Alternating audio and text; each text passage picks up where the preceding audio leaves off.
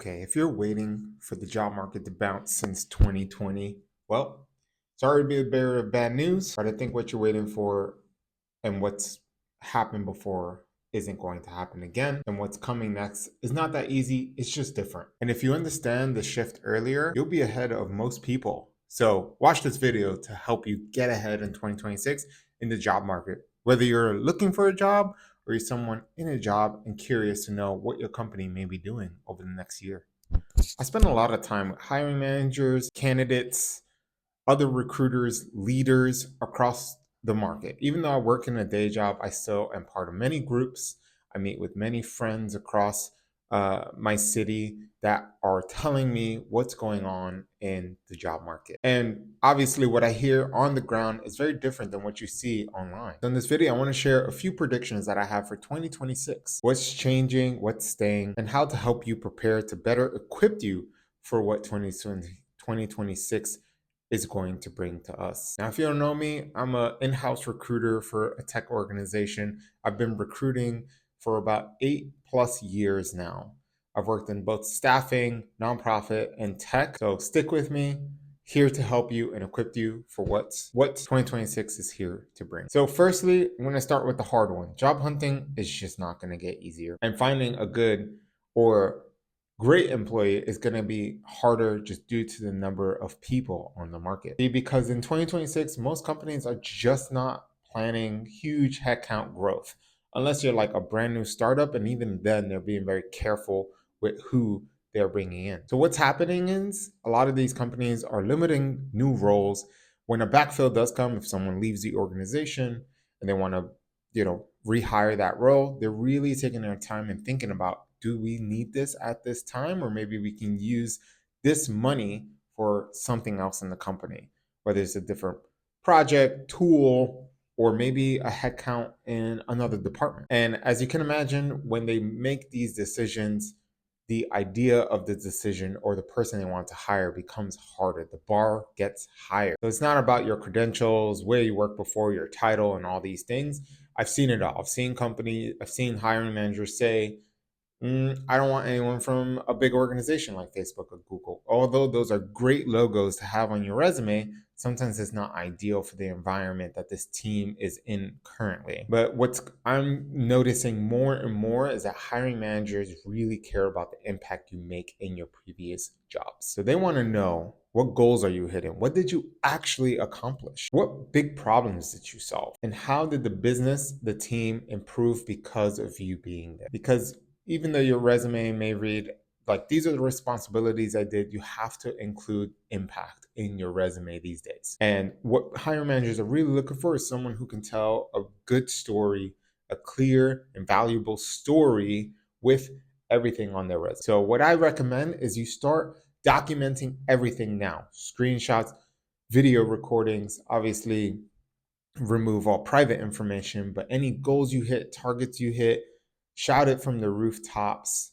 Make sure your manager knows that you want to share this somewhere, that you made these accomplishments. Any numbers, outcomes, like everything, save it all in your personal drive or somewhere outside of your job computer, because God forbid you get laid off or you leave the organization, you're going to lose all that data. Interviews are not getting easier, but they're also not getting that much harder. They're just different these days, as companies are looking for less potential, more like, can this person do the job?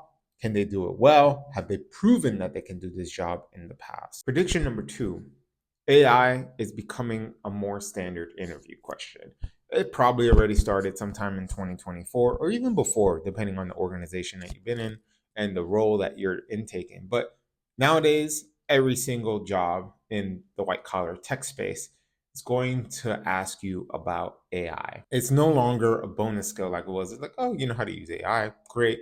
You're familiar with it. Great. Now it's like, how do you use it? How is the big question. So things like understanding prompts, understanding AI agents, understanding how do you use it to make decisions and how it supports those decisions. How does it help you in your workflow?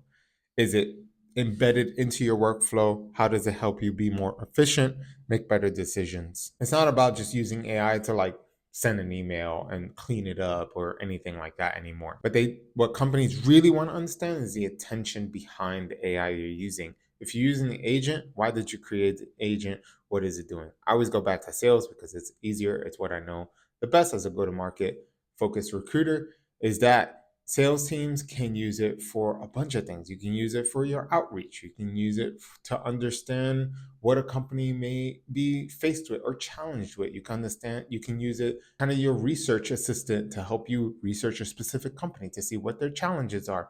How much money have they raised over the last few years? There's so many ways to use it. When the strongest candidate comes, because there's a lot of strong candidates out there, that AI experience will be the difference between getting the job and not. So be ready to explain what your AI workflow is and how you use it in your day job. And if you're currently laid off, and many people are unfortunately, how do you use it in your day to day in your job search?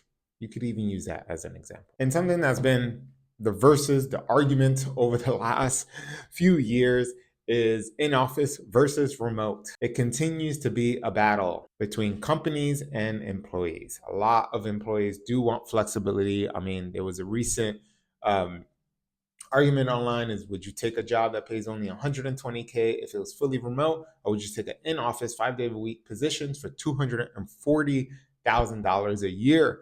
It's a huge argument online. I created a short form video on that on my TikTok and Instagram that you can go check out. But in-office culture will continue to go up and remote will continue to decline, especially in the white collar world. If you're in any job that is sales, very collaborative or anything along those lines, I have a feeling that a lot of companies are going to concentrate those teams in specific major cities. You think your San Francisco's, New York's, Austin, Texas, Miami, like big cities that a lot of these companies are headquartered in. Because what companies want more is faster collaborations, more efficiencies, real-time feedback, more momentum. When you're dealing with someone remotely, it takes a lot longer to get a deal closed because you need things from people who may be on the other side of the world or the other side of the country if you're in the US. And those time zones can affect how the work gets done and put a delay into everything. And companies probably want less of that because they need to make their revenues, they need to continue to grow. So if you're someone who's out there looking for a fully remote opportunity, sorry to say, it's just going to get harder.